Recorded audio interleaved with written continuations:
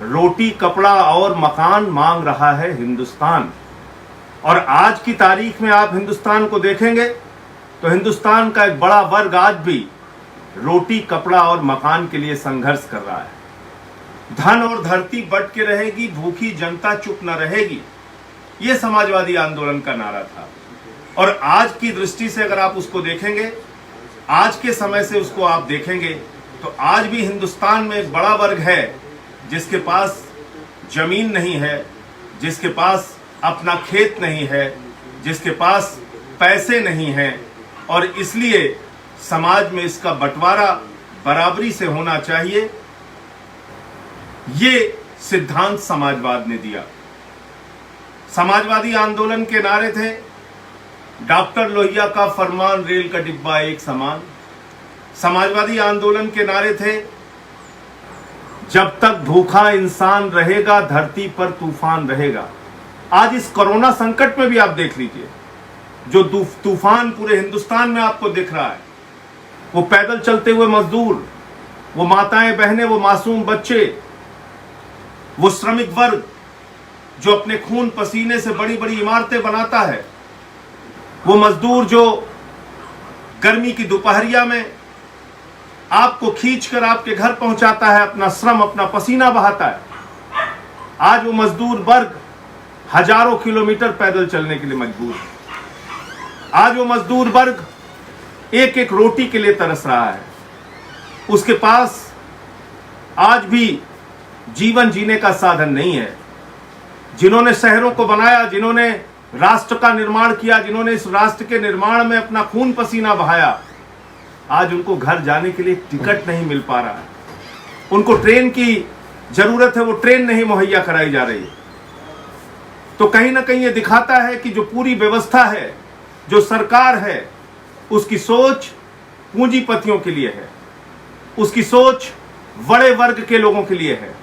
और इसीलिए तो ये होता है कि आज आप जो व्यवस्था चल रही है उसको देखिए, लाखों करोड़ रुपए का एनपीए हो चुका है। यानी जो पैसा हमने आपने बैंकों में कर्ज के रूप में बैंकों में जमा किया था, अपनी गाढ़ी कमाई का पैसा, मजदूर का पैसा, किसान का पैसा, कर्मचारी का पैसा, व्यापारी का पैसा, वो सारा पैसा बैंकों से उठा के बड़े बड़े पूंजीपतियों को दे दिया गया। और उन पूंजीपतियों ने 10.5 लाख करोड़ रुपए बैंकों से कर्जा लिया और बैंकों का पैसा वापस नहीं किया। बैंक खाली हो गए। ये एक प्रकार से हमारे पैसे पर लूट है जो सरकार की नीतियों के द्वारा प्रायोजित की जा रही है। तो दो तरह का समाज बनाया जा रहा है। एक समाज वो जो अंबानी का समाज है, जो 450 कमरे के मकान में रहता है। एक समाज वो जो सैकड़ों करोड़ के हवाई जहाज में घूमता है। एक समाज वो जो बड़े बंगलों में रहता है, बड़ी गाड़ियों से चलता है। और एक समाज वो जो 2 वक्त की रोटी के लिए संघर्ष कर रहा है, जिनके पांव में छाले पड़ चुके हैं, जो जिनके पास काम नहीं है, जिनके पास रोजगार नहीं है। और आज का नहीं, एक पुराना आकलन है जिसमें यह कहा गया था कि 82 करोड़ लोग हिंदुस्तान में ऐसे हैं जो 20 रुपए से कम पर अपनी जिंदगी चलाते हैं। आप कल्पना कीजिए कि 20 रुपए से कम पर कोई व्यक्ति अपनी जिंदगी कैसे बिता सकता है। अब आप देखिए, बड़ा मजाक सा लगता है। प्रधानमंत्री जी कह रहे हैं लोकल वोकल, प्रधानमंत्री जी कह रहे हैं स्वदेशी को बढ़ावा देना। कौन सी सरकार कह रही है? जिस सरकार ने रिटेल में 100% एफडीआई की छूट दे दी, जिस सरकार ने रक्षा क्षेत्र जैसे संवेदनशील क्षेत्र में 49% एफडीआई यानी कि विदेशी निवेश की छूट दे दी।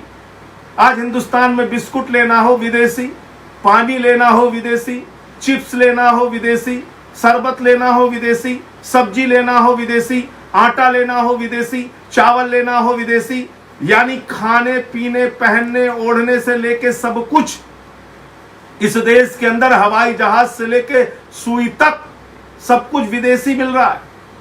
और ऐसे समय में अब हमें स्वदेशी का मजाक सिखाया जा रहा है। हम स्वदेशी की व्यवस्था के प्रति प्रतिबद्ध हैं। हम राष्ट्रपिता महात्मा गांधी के स्वराज की व्यवस्था के प्रति प्रतिबद्ध हैं। हम डॉक्टर लोहिया के समाजवाद के प्रति प्रतिबद्ध हैं। और हम छोटे रोजगार को बढ़ावा देने का, लघु कुटीर उद्योग को बढ़ावा देने कि हमेशा से पक्षधर रहे हैं। समाजवादियों की तो सोच और विचारधारा हमेशा इस बात की पक्षधर रही है कि छोटे रोजगार को बढ़ावा दीजिए, लघु कुटीर उद्योग को बढ़ावा दीजिए, उसको ज्यादा से ज्यादा मदद कीजिए। लेकिन आज जो सरकार का बजट आता है, जो आज सरकार की मदद आती है, वो मदद किसके लिए आती है साथियों? वो मदद आती है समाज के चंद पूंजीपतियों के लिए। आपको मालूम है, लगभग 2 लाख करोड़ रुपए का टैक्स की छूट हर साल पूंजीपतियों को दी जाती है, कॉर्पोरेट वर्ग को दी जाती है। लाखों करोड़ रुपए की उनको छूट दी जाती है। अभी 20 लाख करोड़ का पैकेज आया, और ये पैकेज क्या है? लोन बांटो योजना है।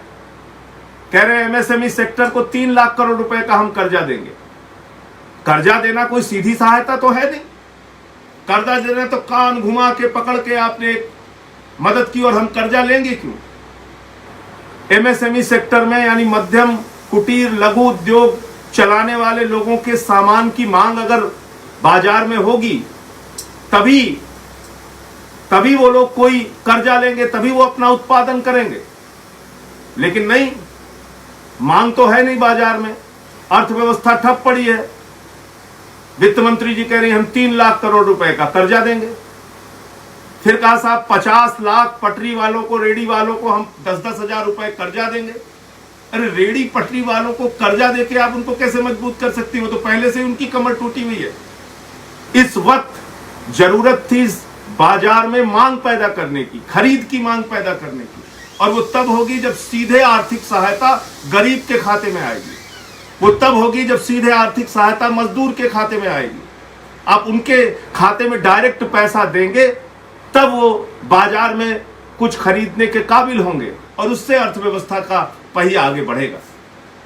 लेकिन हम देख रहे हैं कि जो भी सोच है, 68,000 करोड़ रुपए चंद पूंजीपतियों का माफ कर दिया गया, जिसमें कौन है? नीरव मोदी, मेहुल चौकसी, तमाम वो पूंजीपति जिनको भगोड़ा कहा गया है, जो विदेशों में घूम रहे हैं, विदेशों की नागरिकता ले ली उन्होंने। और ये एक अच्छा तरीका है, हिंदुस्तान में हजारों करोड़ लूटिए, लाखों करोड़ लूटिए, और विदेशों में जाकर 2-5 करोड़ रुपए का इन्वेस्टमेंट करके, और ये हो जाता है। छोटे छोटे देश हैं जिनके साथ आपकी प्रत्यार्पण संधि नहीं है, उन देशों में आप 2-4 करोड़ रुपए, 5 करोड़ रुपए इन्वेस्ट करके वहां की नागरिकता ले सकते हैं। तो ये अच्छा तरीका है, हिंदुस्तान में हजारों लाखों करोड़ रुपए लूटो और विदेश की जाके नागरिकता ले लो। फिर वहां से कोई आपको ला भी नहीं सकता, क्योंकि उस देश के साथ भारत की प्रत्यार्पण संधि नहीं है।